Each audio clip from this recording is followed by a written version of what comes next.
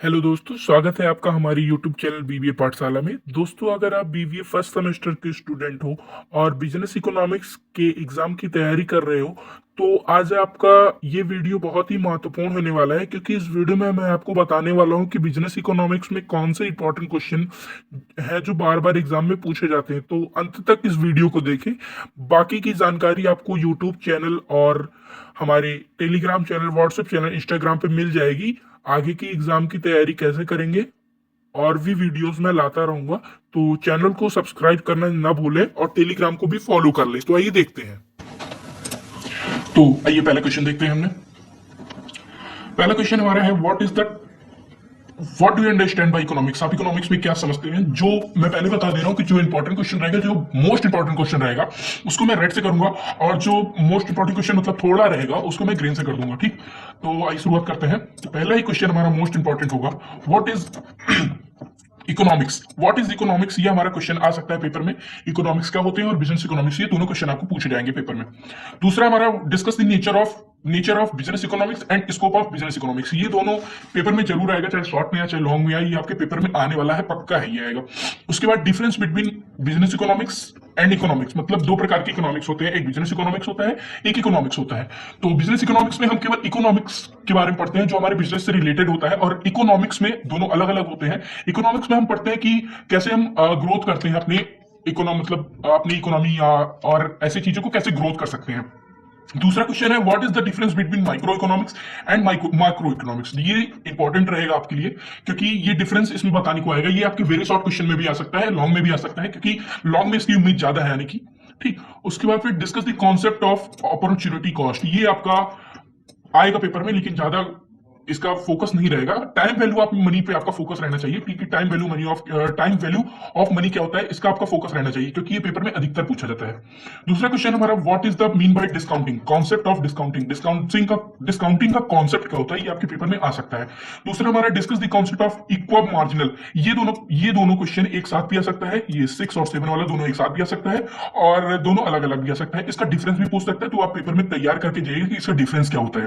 ठीक, what is the discuss the concept of demand. Demand क्या होती है और इसके टाइप्स क्या होते हैं, ये पेपर में जरूर आएगा। उसके बाद डिमांड कर्व, ये आपके पेपर में आने वाला है, ये कंफर्म है आपके पेपर में आएगा, चाहे लॉन्ग में या चाहे शॉर्ट में, चाहे वेरी शॉर्ट में। डिमांड कर्व क्या होता है, इसका फिगर आप बनाएंगे तो आपको पूरे 6 में से 6 नंबर मिलेंगे। दूसरा आपका है, लॉ ऑफ डिमांड क्या होती है। ये आपकी लॉन्ग में आएगा, क्योंकि इसमें कई सारे फिगर्स बनाने रहेंगे, 4-5 फिगर्स हैं आपके इसमें, 4-5 फिगर्स बनाने रहेंगे, सॉरी 3 फिगर है, 3 बनाने रहेंगे। अगर आप इसमें बनाते हैं तो आपका 10.5 नंबर का एक क्वेश्चन होता है, तो 10.5 नंबर आप इसमें पा सकते हैं। उसके बाद है, what is the concept of measurement of electric of demand। ये आपके पेपर में आएगा, कम आता है लेकिन ये जरूर आएगा आपके पेपर में, कि इलेक्ट्रिसिटी ऑफ डिमांड क्या होता है, ये आपके पेपर में जरूर आएगा। ठीक, उसके बाद नेक्स्ट क्वेश्चन है हमारा, what is the discuss the discuss the meaning of and concept of revenue. Revenue का इंड कॉन्सेप्ट क्या होता है, सॉरी इंड कॉन्सेप्ट क्या होता है, ये आपके पेपर में आएगा। What is the method of demand forecasting, ये आपके पेपर में जरूर आएगा। इसमें जितने क्वेश्चन है हम सारे महत्वपूर्ण रखे हैं कि आपके पेपर में आ सकता है। What do you understand by production. Production से आप क्या समझते हैं और इसके टाइप्स क्या होते हैं, इसके फंक्शन क्या होते हैं, इसके नेचर क्या हो सकते हैं, इसके स्कोप क्या हो सकते हैं, ये आपके पेपर में आएगा। स्कोप और नेचर हमने नहीं रखा है, लेकिन आप पढ़ के जाइएगा कि what is the scope of production and what is the nature of production. ठीक, उसके बाद हमारा है, what is the production function. Production function के कितने प्रकार होते हैं, प्रोडक्शन फंक्शन क्या होता है, कैसे किया जाता है, ये भी आप पढ़ के जाइएगा। उसके बाद फिर है, discuss the law of variable proportion. Law of variable proportion क्या होते हैं, ये आपके पेपर में आएगा। उसके बाद है, what is the short run production analysis. Short run production analysis क्या होते हैं, ये पेपर में कम पूछा जाता है, लेकिन उम्मीद है आपकी आने की, क्योंकि पिछली बार पेपर में नहीं आया था, उसके पहले आया था, 2023 में इसका आया था, 2024 में नहीं आया था ये।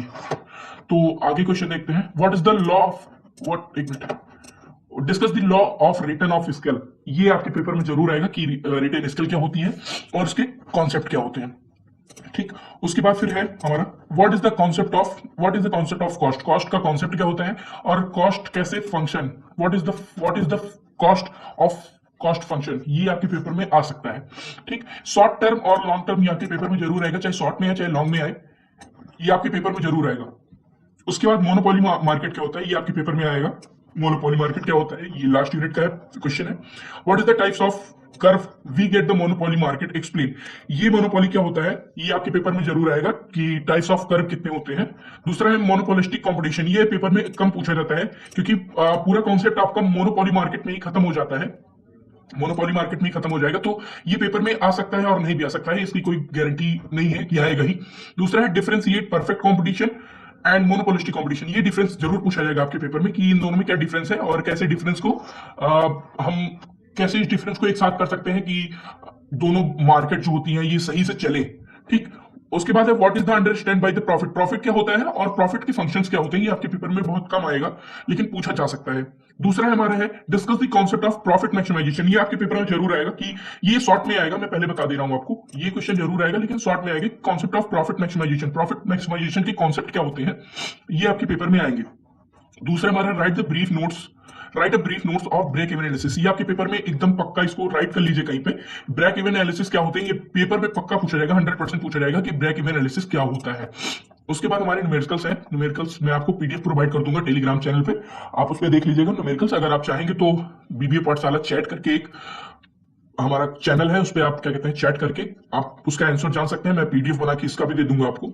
और लास्ट में हमारा है Telegram channel, Instagram channel, YouTube channel और व्हाट्सएप चैनल, आप इस पर सब्सक्राइब करिए और आगे के नोट्स प्रोवाइड मैं सभी को कराता रहूंगा।